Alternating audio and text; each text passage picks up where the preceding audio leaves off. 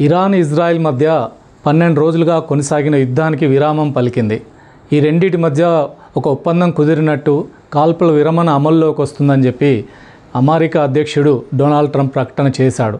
ప్రకటన అనంతరం కూడా నిజంగా కాల్పుల విరమణ జరుగుతుందా జరగదా, యుద్ధం కొనసాగుతున్నటువంటి కొంచెం టెన్షన్ ఉన్నప్పటికీ ఇజ్రాయెల్ వైపు నుంచి ఇరాన్ మీద దాడి చేయడం, తిరిగి ఇరాన్ బాలిస్టిక్ క్షిపణులతోటి ఇజ్రాయెల్ మీద దాడి చేయడం, ఇది ఇంకా కొనసాగుతుందేమో అనేటువంటి ఆందోళన కనిపించినా అల్టిమేట్గా రెండు దేశాలు కూడా వెనక్కి తగ్గినాయి. ఆ రకంగా యుద్ధానికి పూర్తిగా ఇప్పుడు విరామం ఏర్పడిందని మనం భావించవచ్చు. ఆ రకంగా యుద్ధం ముగిసింది. కానీ ఇది తాత్కాలికమా, ఇంకా భవిష్యత్తులో కొనసాగుతుందా, ఏ రకమైన పరిణామాలు వస్తాయి అనే విషయం వేరేనా.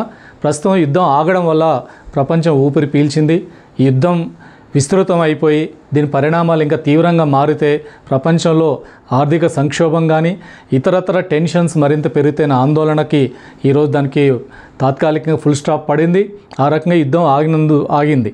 అయితే యుద్ధం దీనివల్ల ఎవరు లబ్ధి పొందారు, ఏం సాధించారు, నిజంగా యుద్ధం కారణంగా ఇజ్రాయెల్ ఏదైతే ఇరాన్ మీద కొన్ని ఆరోపణలు చేసిందో, ఇరాన్ అణ్వాయుధాలని తయారు చేసుకుంటుంది, ఇప్పుడు మేము ఆపకపోతే ఇది అణ్వాయుధాలు తయారైతే రేపు ప్రమాదకరంగా మారుతుంది, కాబట్టి మేము ఇరాన్ యొక్క అణ్వాయుధాలను అడ్డుకోవడం కోసం మేము దాడి చేస్తున్నాం, మా రక్షణ కోసం మేము దాడి చేస్తున్నాం మొదలుపెట్టింది. దాన్ని అమెరికా సమర్థించింది.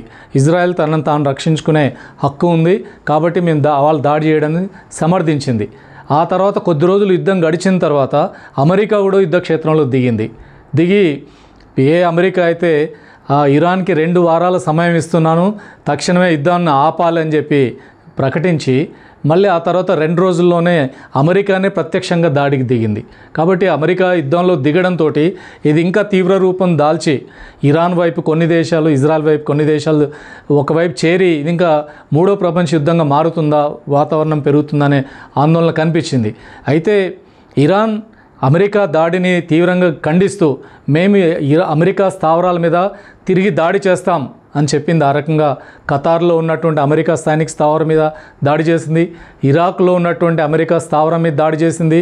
దీంతో ఇరాన్ వెనక్కి తగ్గడం లేదు.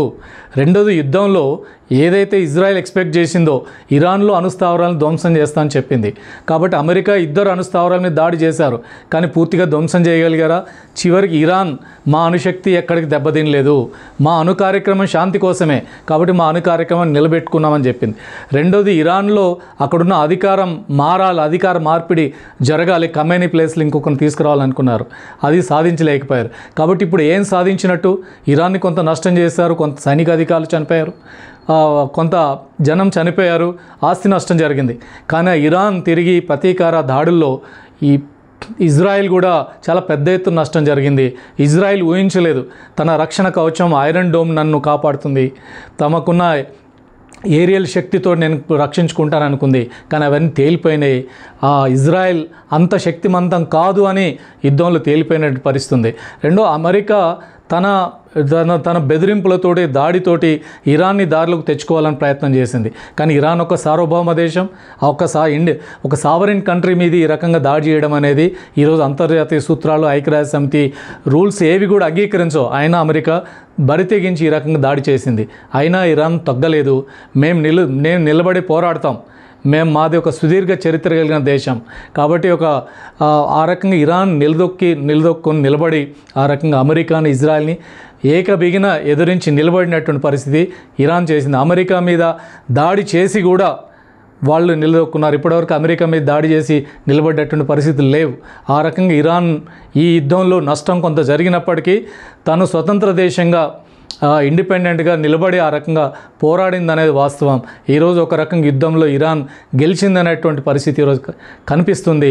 ఇది ఇరాన్ ఈరోజు సాధించినటువంటి అంశం. అయితే ఇరాన్ మీద మీకు అణ్వాయుధాలు ఉన్నాయని చెప్పినటువంటి వాళ్ళు, ఇజ్రాయెల్ దగ్గర అణ్వాయుధాలు లేవా? అమెరికా దగ్గర వేల అణ్వాయుధాలు ఉన్నాయి. మీ దగ్గర ఉండొచ్చు, ఇరాన్ దగ్గర ఉండకూడదు. ఇరాన్ ఎన్పిటి మీద సంతకం చేసింది, నాన్ ప్రొలిఫరేషన్ ట్రీటీ మీద, కానీ ఇజ్రాయెల్ సంతకం కూడా చేయలేదు. ఇరాన్ IAEAని అలో చేసింది ఇన్వెస్టిగేషన్ చేసుకోవడానికి, కానీ ఇజ్రాయెల్ అనుమతించలేదు. ఈ రకంగా అనేకమైనటువంటి పక్షపాత వైఖరులు ఈరోజు జరుగుతున్నప్పటికీ ఇరాన్ తన స్వతంత్ర దేశంగా నిలబడింది. ఈరోజు మన ఇండియా కూడా గుణపాఠాలు నేర్చుకోవాలి. ఇరాన్ మనకు ఒక మిత్ర దేశం. సుదీర్ఘకాలంగా మనకు వాళ్ళకి వ్యాపార సంబంధాలు, అన్ని రకాల మంచి సంబంధాలు ఉన్నాయి. అట్లాంటి ఇరాన్ని ఈరోజు మనం ఇరాన్ మీద దాడి జరిగినా కనీసం ఖండించలేదు మనం. ఈవెన్ పాలస్తీనాలో వేల మంది చిన్న పిల్లల్ని, మహిళల్ని చంపుతున్న ఇజ్రాయెల్ దురాగతాలు మనం ఖండించలేకపోయినాం. హ్యుమానిటీ లేనటువంటి పద్ధతులు మనం వ్యవహరించాం. ఇది రాబోయే రోజుల్లో మన విదేశాంగ విధానం, మన పరిస్థితి మరింత ఒంటరయ్యే పరిస్థితి మనకు కనపడుతుంది. ఈ ఇరాన్ ఈ యుద్ధంలో కూడా గుణపాఠాలు నేర్చుకోవాలి. ఇరాన్ స్వతంత్రంగా నిలబడింది. ఆ రకమైన పద్ధతిలో మన దేశం మనం ఎటున్నామనేది ఇప్పుడు తేల్చుకోలేని పరిస్థితి. మనకు ఒక రకంగా అంతర్జాతీయ రంగంలో మనం ఒంటరైపోతున్న పరిస్థితి కూడా మనకు కనపడుతుంది. అందుకని ఈరోజు ఇరాన్పై జరిగిన దాడి, ఇరాన్ ఎదిరించిన తీరు తప్పనిసరిగా ప్రపంచానికి పెద్ద గుణపాఠాలు నేర్పుతుంది.